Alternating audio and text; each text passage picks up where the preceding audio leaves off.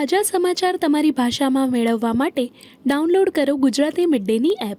अगर राम को अयोध्या वासियों ने ठुकराया है तो राम भी उनको ठुकराएंगे। उनको कैसे हरा दिया जो 90 के दशक की वो शाम, जब लाखों की संख्या में राम भक्तों को, साधु संतों को यहाँ गोलियों से बूंद दिया था और उन्हीं को जिता दिया। चीन और पाकिस्तान के एजेंट भी यहाँ लगे थे हराने के लिए। निजी स्वार्थ कहीं लग गए होंगे, चंद रुपए दिख गए होंगे।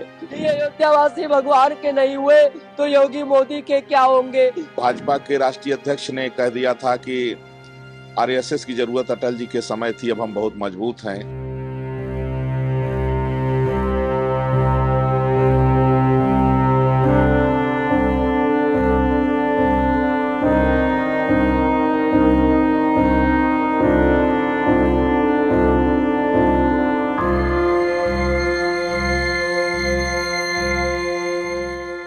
एक दलित को यहाँ से जो है जनप्रतिनिधि बनाया, इसलिए कि उसको पता था कि जो यादव वोट है, मुस्लिम वोट है, उसको मिल ही जाएगा।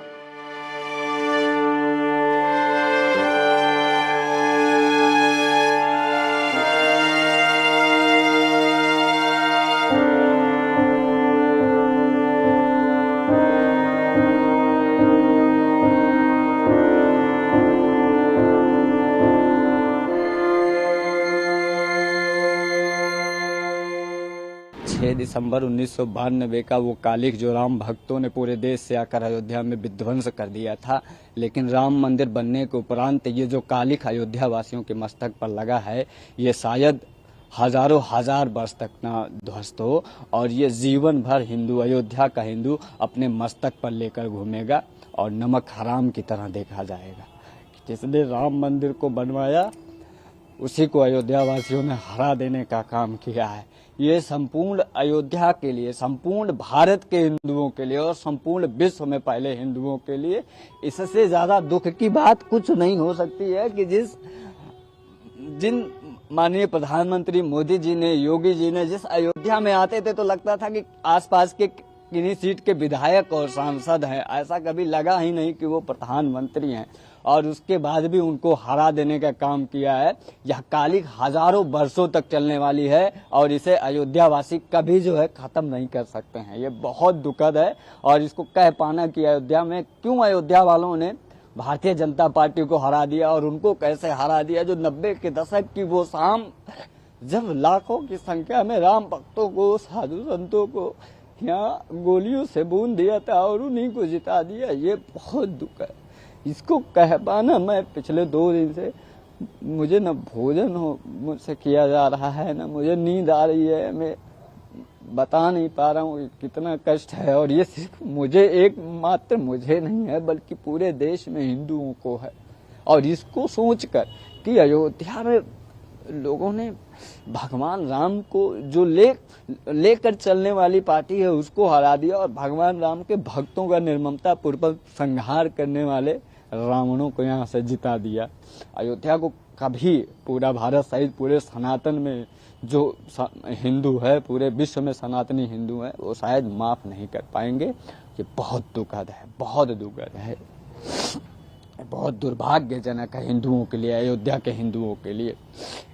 ये कालिख कभी खत्म नहीं होने वाली है। ये वही अमर अकंटक कालिख है जो मंथरा के मस्तक पर लगा था, जो माता कैकेयी के मस्तक पे लग गया था, जो अयोध्या वासियों के मस्तक पे लग गया था, जिन्होंने भगवान राम को वनवास दिला दिया, जिन्होंने माता सीता को वनवास दे दिया।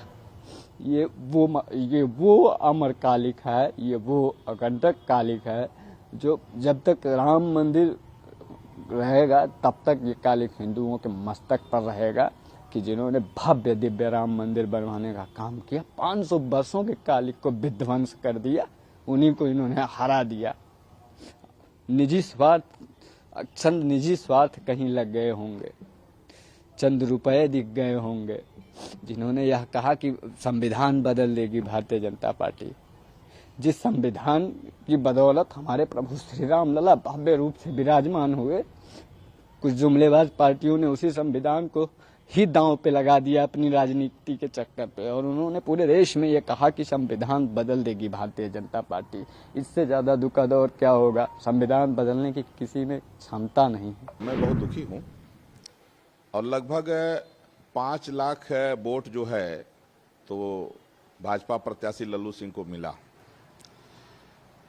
अब उसमें विपक्ष जो है षड्यंत्र में सफल रहा। विपक्ष ने क्या किया कि एक दलित को यहां से जो है जनप्रतिनिधि बनाया, इसलिए कि उसको पता था कि जो यादव वोट है, मुस्लिम वोट है, उसको मिल ही जाएगा। और जिनको प्रत्याशी बनाए वो दलितों के नाम पर, कुछ जातिवाद के नाम पर कुछ वोट ले लिए, और कुछ तमाम कारण रहा। एक बार जो है तो भाजपा के राष्ट्रीय अध्यक्ष ने कह दिया था कि आरएसएस की जरूरत अटल जी के समय थी, अब हम बहुत मजबूत हैं, तो हिंदू संगठनों की उपेक्षा भी इसमें कारण रहा। और दूसरा एक जो बड़ा कारण था अयोध्या की सीट हारने का, तो चीन और पाकिस्तान के एजेंट भी यहां लगे थे हराने के लिए, क्योंकि वो देख रहे थे कि भारतीय जनता पार्टी जो है उसका जो राजनीति का केंद्र है वो राम मंदिर है।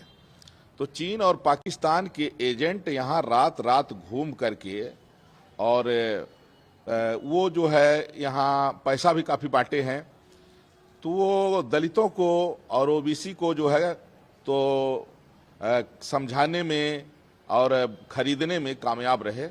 हालांकि हम लोग शर्मिंदा हैं, और जो राम भक्तों के ऊपर गोली चलाया उसका प्रत्याशी जीत गया, जिसने राम मंदिर बनाया उसका प्रत्याशी हार गया। यही कुछ जो है कल्याण समय के समय भी हुआ था। ये अत्यंत दुखद। जब भगवान राम के नहीं हुए तो ये किसी के होंगे, ये किसी के नहीं हो सकते। जब माता सीता पे लांछन लगा दिए ये लोग, तो ये लोग जब माता सीता पे लांछन लगाए, उन्होंने त्याग करवाए, तो ये अयोध्यावासी किसी के नहीं हो सकते। ये अयोध्यावासी भगवान के नहीं हुए तो योगी मोदी के क्या होंगे। ये दोगले। जब भगवान राम गए थे लंका पे चढ़ाई करने के लिए, उस समय भी अयोध्यावासियों को लेके भगवान नहीं गए थे।